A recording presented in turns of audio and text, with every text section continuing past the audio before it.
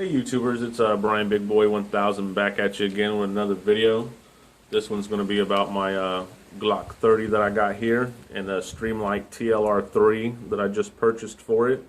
Kind of give you a look at it for you guys that are wanting to get a small compact tactical flashlight for your Glock 30 or any other compact gun with a rail, and let you get a peek at it and tell you why I chose it, and show you one or two things that I did to the Glock or what I plan on doing to it, and tell you why, and give you a little look at my backup piece here. So let's get started here. This is the TLR-3. It's a 110 lumen LED C4. It's got a polymer body. It's got an aluminum head on it. And it's got these little activation triggers here on either side. So whether you're right hand or or left-handed, however you want to use it, you can push one way, and that'll be momentary. When you release it, it's off. Or you can push up on it, and it'll stay in that mode.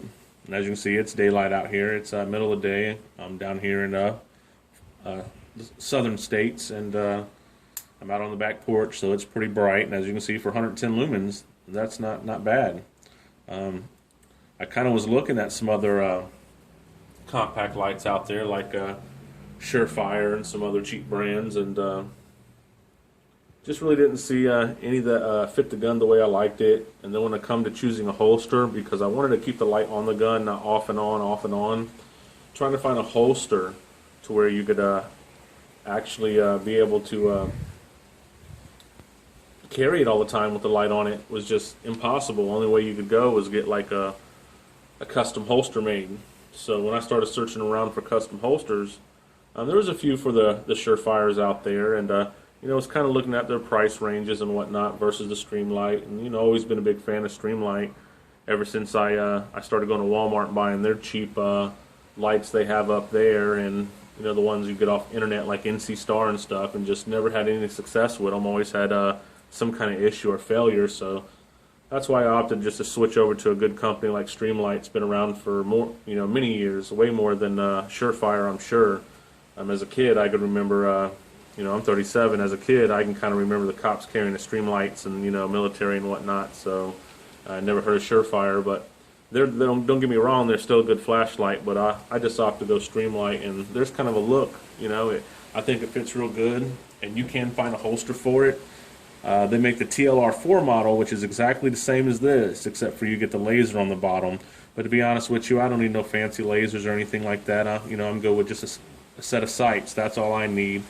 I don't want to have to depend on the laser. I don't want to be just dependent on it. So that's why I opted not to get it, because they do make holsters too as well for the TLR-4, the 1, the 2, the 3. So I found a lot of companies out there making custom holsters for the Streamlight and the Surefire. So if you are looking for one, like I said, there, that's what I've got, and that's what I like. And I think I got this off of eBay for $72 and change with free shipping, so that was a pretty good deal. The TLR-4 was running around, I think, 110, 115 era. And when I first bought this Glock, I started getting on all the websites like Glock Store and Glock.com, and just come to realize, like, wow, there's so much stuff you can do to it. You can send your gun in, have custom slide work, barrel work, and extended slide releases, extended mag catch, custom stempling, complete trigger kits, trigger springs, trigger connectors. And I was like, oh wow, that's cool, I'm going to do this, I'm going to do that. And then once I started talking to a lot of people on the Glock forums about doing that, and being an everyday carry, I didn't want to be used against me in court, which I'm not really saying I'd be scared that they would use it against me in court, but I just don't want to have that issue come about. And if Glock, when he made this gun, he made it the way it is, and its success is been proven and proven throughout the past 15 years or more. And so I don't think there's any need to really change any of the internals on the gun. And I've seen the guys do the custom stempling on the gun, and some of it looks pretty nice, but I just don't have the heart to ruin my gun by having custom stempling work. But I tell you what, for Gen 4, with their new stempling, I'm gonna tell you, it's really nice. It's really rough. I mean, when you grab a hold of it, it's there. So I mean, that's really nice. So I don't think I'll ruin my gun by having any stempling work done to it, you know. And I don't think I'm going to put any trigger connectors in it. So all I wanted to do to the gun, to be honest with you, is put the light on it. And I did want to get a couple of these, which the gun comes with 3 magazines. So I bought these Pierce PG-30 floor plates. And as you can see, I don't know if maybe you can see it's got stempling on it, you know, kind of similar to what's on there. And it gives you this little shelf for your pinky.